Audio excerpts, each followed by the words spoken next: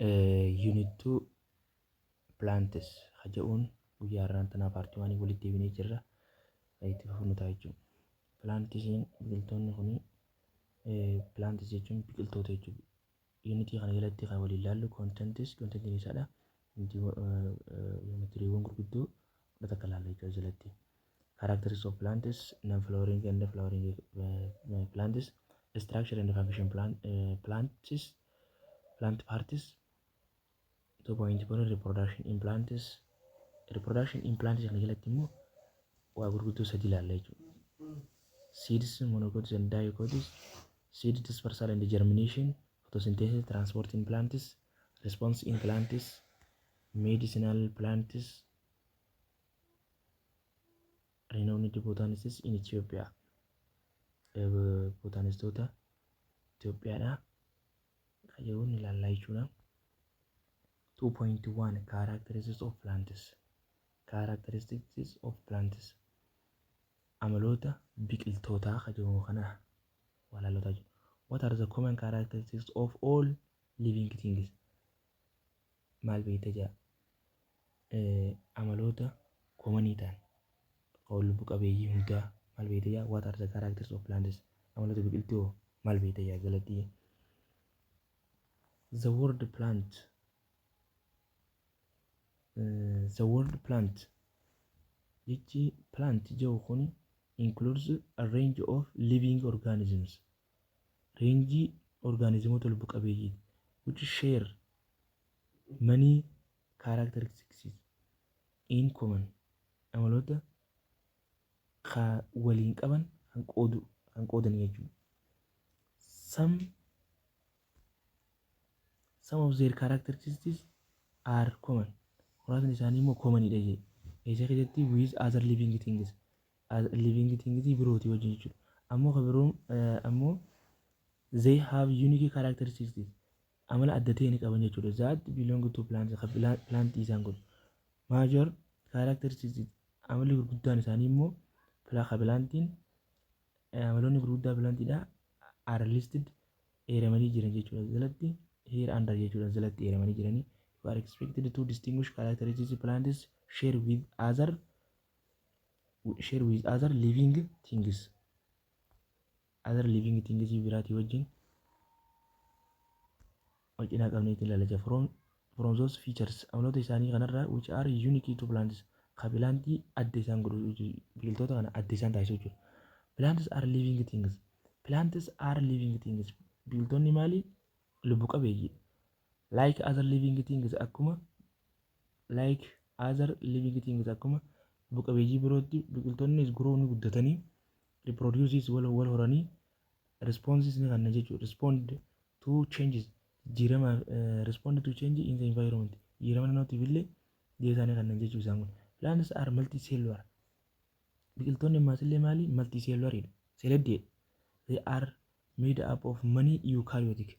Isaan kuni multicellular jechuun seel hedduu yookaan immoo warra seelii hedduu qabu baay'ee qabu jechuudha. They are made up of many eukaryotic cells. Isaan kun ammaas maal irraa oomishamu? Eukaryotic cell irraa oomishamu. Warroota seelii EU jechuun kuni true karyotic jechuun nucleus jechuudha. Warra nucleus dhugaa qaban irraa kan uumaman jedhu seelota nucleus dhugaa qaban irraa kan oomishaman jechuudha isaan kun. These cells seelonni kunneen immoo have well defined gaariitti ibsaman nuclei and membrane bound organelle akka gaariitti ibsaman jechuudha. In addition to the cell membrane, dabalataanillee maal qabu? Cell membrane illee ni qabu. Plant cells seelonni biqiltuudhaa kun immoo have a rigid cell wall. Cell wallii jabaa ta'e ni qaban jechuudha. Made primarily of cellulose. Maalirraa kan oomishame? Cellulose irraa kan oomishame jechuudha. Maarreen sun cell walliin sun jechuudha. Plants are autotrophic. Biqiltoonni ammaas maali? Autotrophic. Autotrophic jechuun self feeding jechuudha. Self feeding. Warra soorata mataa fi qopheeffatu jechuudha. Plant cells contain the green. Seelonni biqiltuudha contain the green pigment chlorophyll. Chlorophyll magariisa ta'e ni qaban.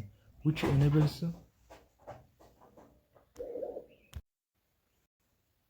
pigment chlorophyll.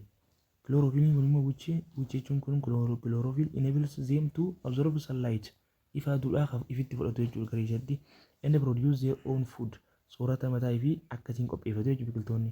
Taas kanaafuu jedhe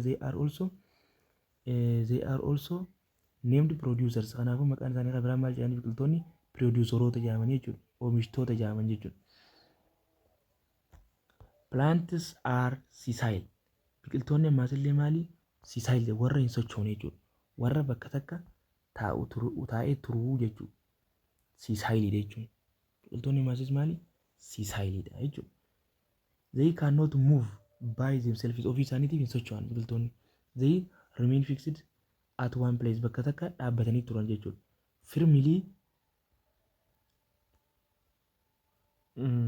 Firmly anchored to the soil. Dachii keessatti gadi maxxananiiti gadi qabamaniiti argaman baay'ee root maal isaaniitiin akkasii qaqqabamanii root isaaniitiin jechuudha hidda isaaniitiin. However akkana jennu malee the leaves wanni isaa baalli of plants can turn towards light gara aduun jirtutti naanna'u jechuudha baalli isaa and some respond to touch bakka wanti takka isa xuqxeefillee tuqaatiifillee deebisaanii kan jechuun bakka wanti takka xuqxee raamoon ishee xuqxee ilmi namaati illee yoo nuti bineeldonni adda addaatti illee yoo nuti tuqanii bakka saniif deebisaanii kan jechuun gara sanitti jallatan takka immoo ni taban inni wanti takka xuqxee jechuudha. The roots of plants hiddoonni biqiltootaa can also orient towards water or moist soil. Plants practice asexual and sexual reproduction patterns. Haala kamii qaban isaan kun ammaas illee asexual fi as jechuun and eentu narra maal agarsiisetti not sexual jechuudha. Not sexually warra ta'e jechuudha. Not sexual and sexual reproduction gaggeessaa jechuudha. Saalmalee fi warra saalmalee wal horanii fi warra saalaan wal horanii jechuudha isaan kun.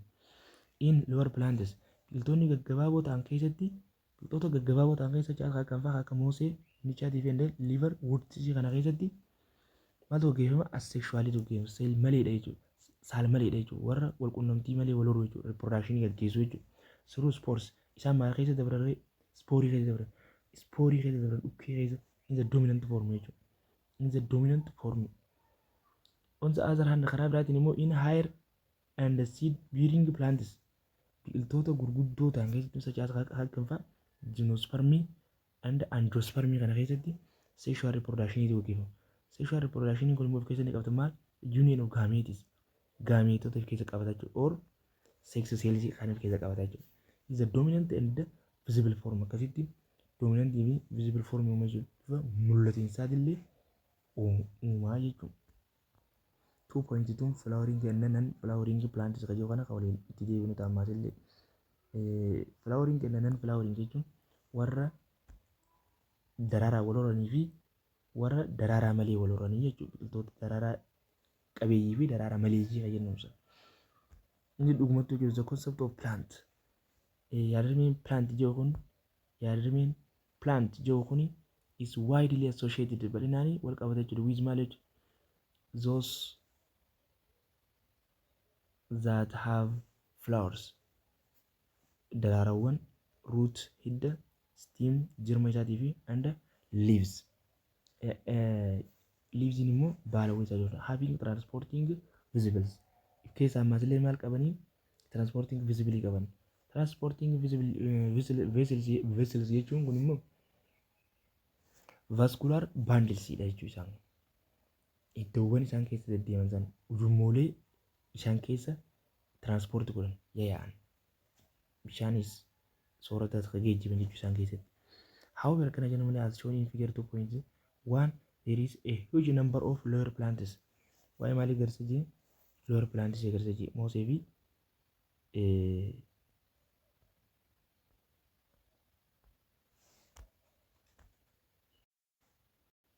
mooseen isa kana kun immoo liver wurtisiidha jechuudha.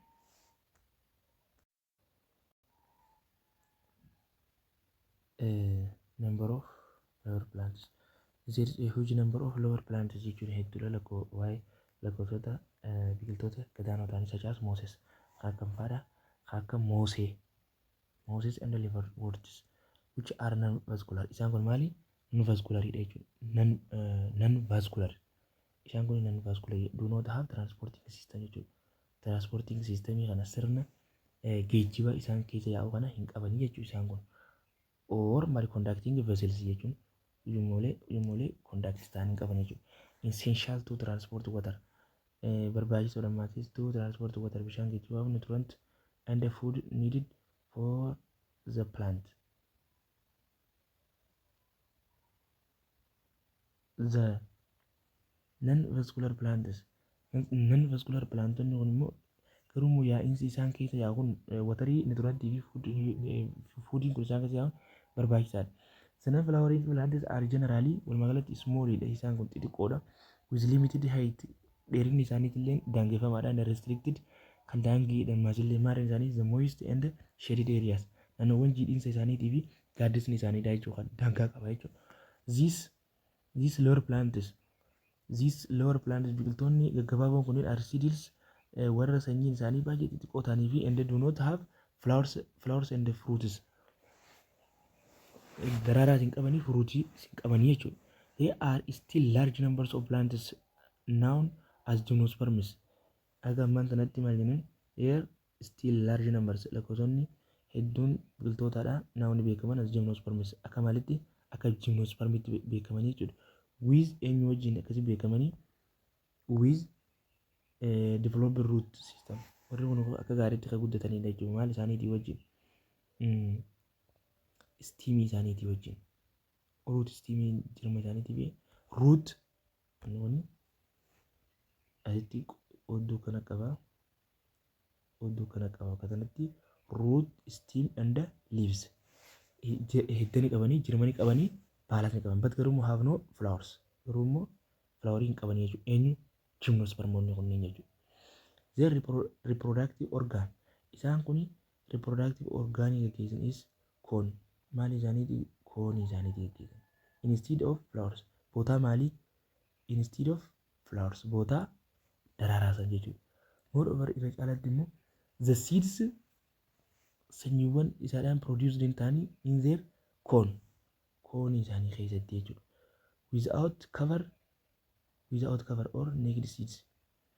Without cover jechuun haguuggii takka maletti jechuudha osoo nufi waa irratti hin jiraatin maletti jechuudha. Flowering plants biqiltoonni daraaraa qaban commonly known as angiosperms. Kanaan maali maantana gymnospermii daraaraa maleeyyi. Angiospermiin maali warra daraaraa qaban jechuudha. Lal akka wal isin jalaan dhoonyitti eedhaan ka'ee galu kuni flowering plant warri aadhaan eegalu warra daraaraa qaban jechuudha. Warri immoo jiidhaan eegalanii non flowering plant jechuudha. Non flowering plant jechuudha. Angiosperms are also vascular. Inni kun maali? Vasculary with well developed root. Maali isaatii wajjin kan developite hidda isaatii wajjin akkasumas steam isaatii wajjin and leaves akkasumas baalawwan isaatii wajjin jechuudha.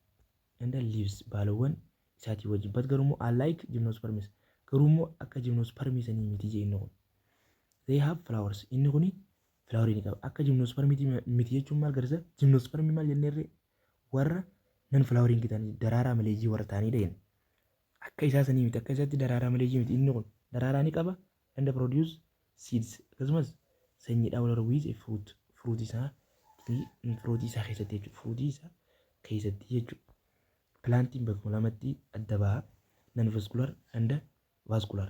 Non vascular kana maqaan isaa kan biraa immoo maali?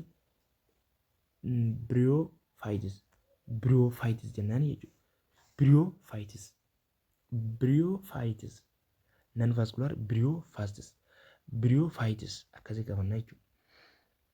Vasculariin kunis bakka gurguddoo lamatti addaan baha. Non seed bearing kun maali? Pteridophytes dha. Seed bearing Seed feeding, naked seed, gymnospermy. Gymnospermy maal jennee warra kavarii qaban jennee. Warra kavarii hin qabne jechuudha. Warra kavarii hin qabne jechuudha. Covered seed. Angiospermiin immoo warra covered ta'e jechuudha. Warra haguugamee kun immoo warra hin haguugamin jechuudha. Daansiigaa 2.3 structure and function of plant parts kan kana waliin caasaa fi dalagaawwan biqiltuulee kan jiran dalagaa biqiltuu kutaalee biqiltuudhaa kan jiru kana kan waliin ilaalluudha jechuudha.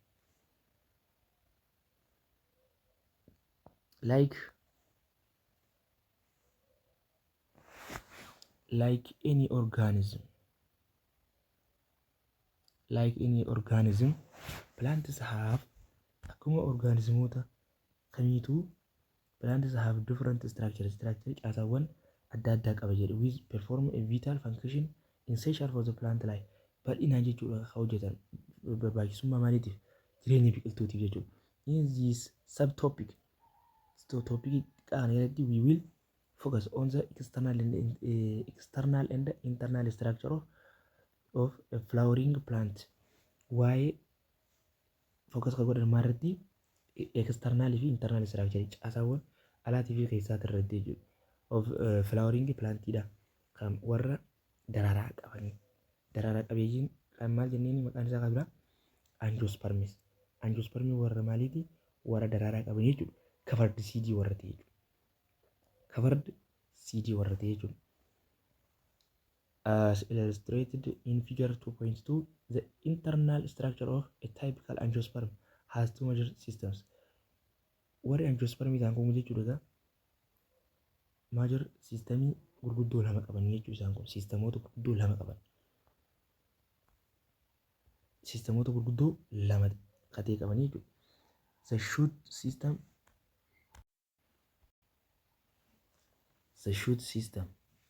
sirna shuutiiti. The shoot system and the root system dha isaan kun. Isaan lamaan kanatti adda ba'a jechuudha. Angiospermiin kun. The shoot system is the plant part. Kutaa pilaantiidha usually redduu found kan argame isa keessatti above kan argamudha. Kan hundaa'u maalirratti hunda'a? Above the ground jechuudha. Lafa olitti jechuudha. Includes the organs. Qaama isaanii illee keessa qabatee socho'an kan akkam fa'a? Akka steamidha, akka jirmaa, branches dameewwan adda addaatii fi leaves akka baalaa, buds illee dameewwan isarraa achi baatu jechuudha. Flowers damee yookaan immoo buds tuni kichuu isarraa achi baatu jechuudha. Flowers maasis daraarawwan and fruits firuuwwan jechuudha. The last two organs may be missing depending on the reproductive stage of the plant.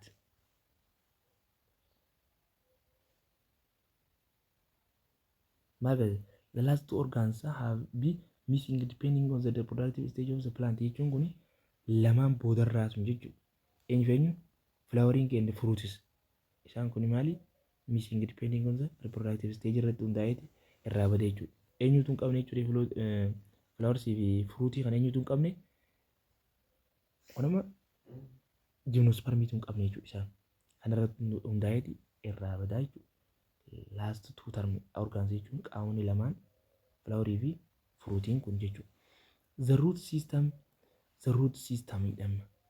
This is the part of the plant. Illeen kutaa qaama pilaantii ta'ee that usually grows kan guddatu downward lafa keessa kan guddatu jechuudha. Into the ground jechuudha. It includes the primary or taproot illee ni qaba jechuudha. Taproot, lateral or branch roots. Root hairs matallee rifeensa hiddaa and root cap. Roots are distinguished from underground stem in that it does not bear either leaves or buds.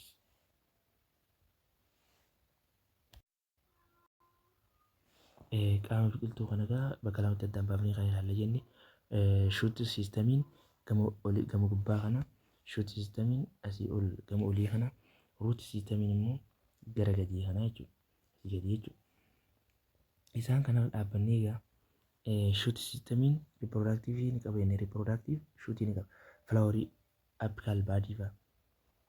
Nood internood apikaal baad vijiteetiiv shoot akkasumas liivii baala warra ta'an jechuudha. Asitti immoo taaproot jechuun kun hidda qajeelaa akkana gad deemu kana jechuudha. Laateraal jechuun immoo hiddoota isarraa babe taaproot irraa warra babe jechuudha. Wanni ruut heeriin immoo rifeensa xixiqqaa biqiltoonni buqqifaman xiqqaa xarafa isaaniirra akkanatti jijjiiru kana jechuun kanatti aansee egaa figure 2.3 isuma shows the internal structure of living agarsiisa. Gama ala caasaa biqiltuuti agarsiisa. Under the types of root akkasumas gosoota ruutii agarsiisa hidda agarsiisa. The external structure of a typical leaf consists of the petiole or petiole jechuun kun leaf stackling ni jedhama. Laaminaan ni jira. Blade broadest part jechuudha. Blade kun maali? Laaminaan kun blade broadest part kutaa bal'aa ta'e inni kun mid rib illee ni qaba, margin illee ni qaba, base illee ni qaba, tip illee ni qaba jechuudha. The lamina is the broadest part. Laaminaan kun akkasuma akka kutaa bal'aa inni which is flat inni maali jechuudha. Ammas illee baxxeedha jechuudha.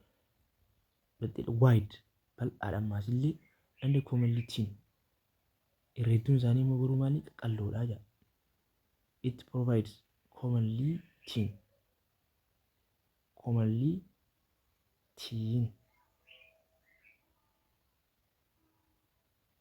It provides large surface area. It is a large surface area iddoo bal'aa ta'e qaba which enables leaf. Kun immoo maaliif isa gargaara jaa maal isa dandeessisa? Baalli to collect light akka maal godhuufi akka ifa aduu walitti qabatu jechuudha. It is thinness. Inni kun ammas illee maali? Baay'ee qal'aa fi furdaa fi thinness creates short distance for gas exchange. Jijjiirama gaasota wal jijjiiran oksijiinii fi kaarboon daayooksaayidii wal jijjiiran san karaa maal ta'anii karaa short ta'ee fi short distance ta'ee fi for gas exchange godhanii jechuudha. Jijjiiranii jechuudha isaan. Through the stomata eessa keessaan stomata keessaan jechuudha. Or tiny pores keessaa. The mid rib is harder. Mid ribbiin isaa kun immoo harder and contains the vein. Mid ribbiin kun immoo jabaa fi contains vein kan keessa qabdu. Vein jechuun maal jenna? Transporting vessels. Gomoolee geejjibaa san jechuudha. All the leaf as well as akkasumas jechuudha. Supportive tissues. Tissuuwwan gargaartota ta'anii jechuudha. Will hard cell wall. Cell wall akka inni jabaa ta'uuf jechuudha. Leaves of different plants. Daraaraawwan baalli biqiltoota garaagaraa show difference. Maal ta'uu agarsiisa? Garaagarummaa agarsiisa jechuudha. In the absence or presence of petiole. Petiole tana qabaachuu fi dhabuu irratti jechuudha. Leaf shape qabaachuu irratti ammallee gaaddisa qabaatu irratti variation in leaf margin based in the tipis and arrangement of veins jechuudha. Arrangementii veiniin kun arrangementii ta'uu irratti jechuudha. Walitti qabamuu irratti jechuudha.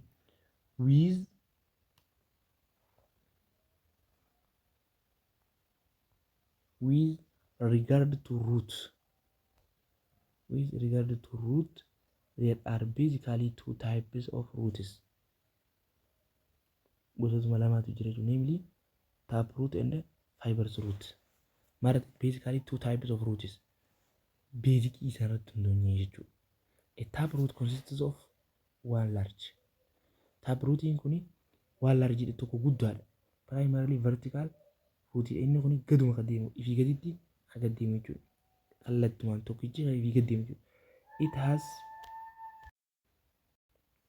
It has very few lateral roots. Lateral root immoo haalaan waa xiqqoo qaba jechuudha. Warra isarraa deemu san jechuudha. Warra taap ruutii kanarraa deemu. That develop and grow from this main root. Main root kanarraa ka'anii guddatan jechuudha. By penetrating deep into the soil. Inni kuni maal ta'ee argama jechuudha. Penetrate ta'ee gasseenee argama jechuudha. Gasseenee argama. Deep into the soil. Biyyee keessa haalaan gasseenee argama. Tap roots provide stability or anchorage. Anchorage stability. Anchorage qabee argamte jechuutti gata. And absorb water. Akkasumas bishaan kana absorb ni godha located deep in the ground. Lafa jalaa jechuudha. Iddoo lafa jalaa irraa absorb godha jechuudha. Tap root system sirni tap rootiidhaa kun jechuudha is a feature of dicot plants. Warra kotiliidan lameedhaatiitu qaba jechuudha. Inni kun amala maalii agarsiisa? Amala kotiliidan lameeti agarsiisa jechuudha. Tap rootiin kun jechuudha. Fibers rootii jira kan lammataa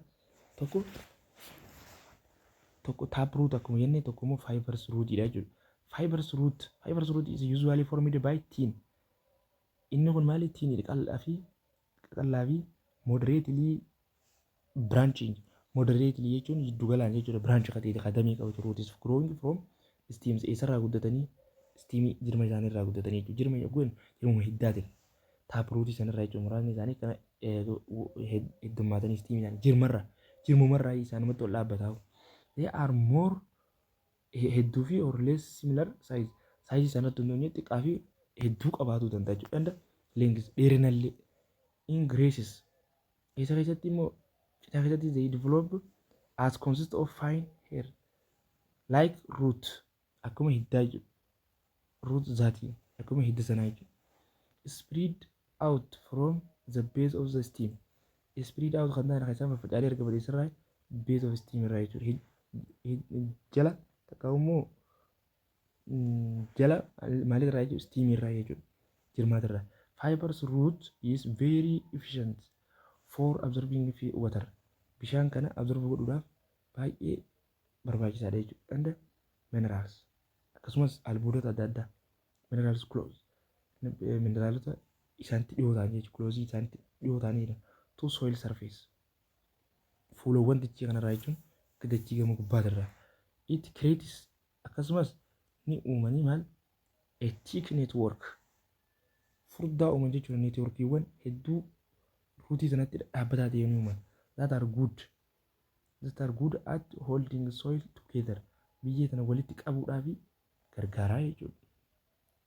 And protect soil biyyees protect godha from erosion dhiqamarraa. Fibers root are features of monocot plants. Fibers rootiin maal agarsiisa? Monocot plants. Kootiliidan tokkee ta'uu agarsiisa jechuudha. Amalli isaanii kun kootiliidan tokkee ta'uu agarsiisaa jechuudha. Appixii fayyadanii egaa appixiin kun appixii kun tiippilee ni jedhama jechuudha. Tiippileedha jechuudha. Tiippis fayyadanii gizeenii fi ibsa goonuusan keessatti tiippii yoo ta'an jennee appixii tana maarjiniin isa naannawa isaa kana jechuudha. Naannawa isaa kana maarjiniin naannawa isaa kana jechuudha. Naannawa isaa kana maarjiniin naannawa isaa kana naannawa isaa kana midriippiin immoo isa gidduu isaarra jiru kana jechuudha. Midriippiin tabalaatii jechuun tabalaa kun midriippiin isa gidduu akka deemu. Isa keessatti garuu inni immoo ifama inni kun immoo isa keessa asii olitti jechuudha. Argamu midriippiin. Veeniin immoo midriippii kanarraa akkanatti akkana achi baba'u kanaa jechuudha. Beeziin immoo isa bootaa baalli isaa irraa ka'ee deemu kana bakka kana jechuudha. Pitooyiliin immoo isa gama gadiitiin jiru kana beezii gaditti argamu kana jechuudha. Kutaa istiimii irratti jirmarratti maxxanuu kana booda jechuudha. Isa kana beeziin immoo wanni hidda taappruutii fi faayibarsiruutii ilaallee turre. Taapruutiin isa kana jechuudha. Kutaan laatiraal ruutiin isaadha muraasa taatee taapruut irra kan dhaabbatu kana taapruutii jennaan. Walumaa maal laatiraaliidha. Laatiraal ruutiin kun maali muraasa jechuudha. Samii qaba. Faayibarsiruutiin immoo isuma taapruutii isaa ta'ee istiimii isaatirraa hedduun akkana baba'u kanaa jechuudha. Baba'u kanaa jechuun